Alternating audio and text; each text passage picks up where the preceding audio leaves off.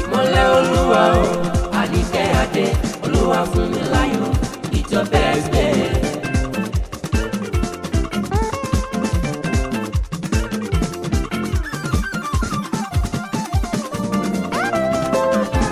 Àníkẹ́ Adé, ìmọ́lẹ̀ Olúwa, fún mi láyọ̀ mọ̀dá gbọ̀ngàn.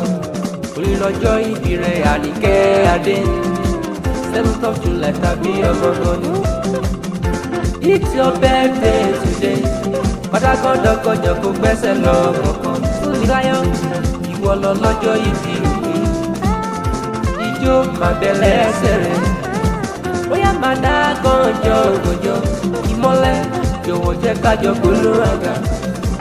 Ọba tó ra ọ padà tó dá ọ sí. Ó tún wá mú ọlọ́jọ́ ìbí tuntun.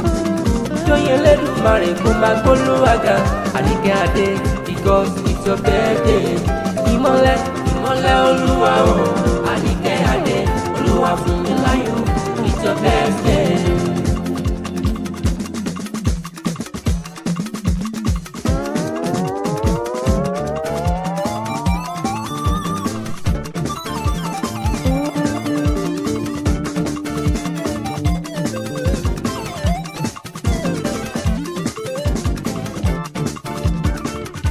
Àníkẹ́ Adé, Olúwa fún mi láyọ̀, mo kún ẹnu mi dáadáa.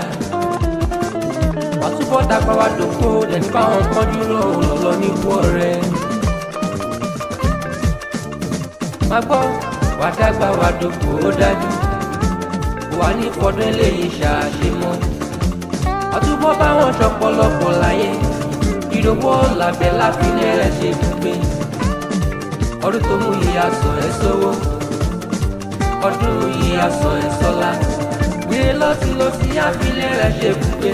Because today it's your birthday. Ẹ bá mi kí Ìmọ́lẹ̀ Olúwa o, Àníkẹ́ Adé, Olúwa fún mi láyọ̀, it's your birthday. It's your birthday.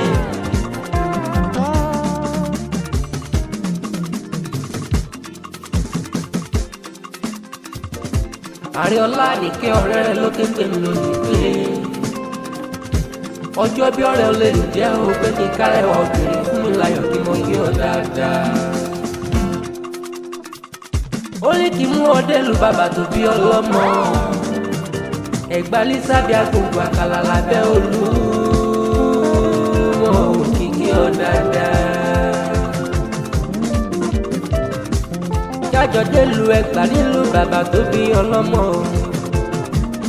Ẹ̀gbá lísàbí agbógbàkàlà ìrè jòkun ọlá ayédèrú lójú omi ọmọ ẹni dúdú kò sí nílé pupa tó wà nílé kò mọ ọbẹ̀ sí rárá ló máa jó ẹrú má jó gbẹ̀kọ̀ ẹrú ní sinmi ẹ̀kọ́ dẹ̀lẹ̀ sinmi kò sọ́tọ́ ṣe ní mẹ́ta ṣẹ́kṣẹ́ nílùú Ẹ̀gbá wọ́n mú sẹ́nu inú mi ò dùn wọ́n ká làfà ẹ̀yìn gòkè Olúmọ.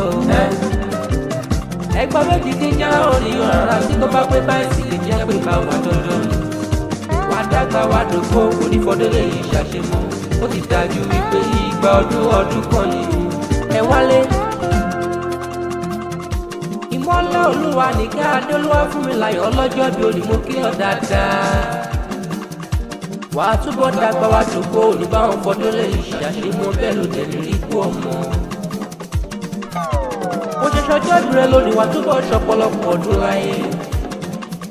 Aṣọ ẹ̀sọ́ wa sọ ọ́sọ́ lásọ sí ìgbẹ̀gẹ́ wájú ọmọ lónìí báwọn di rẹ̀ yìí láéláé. Òdìrí kú ọmọ ìgbọ́dún ọdún kan máa dẹ̀ ní.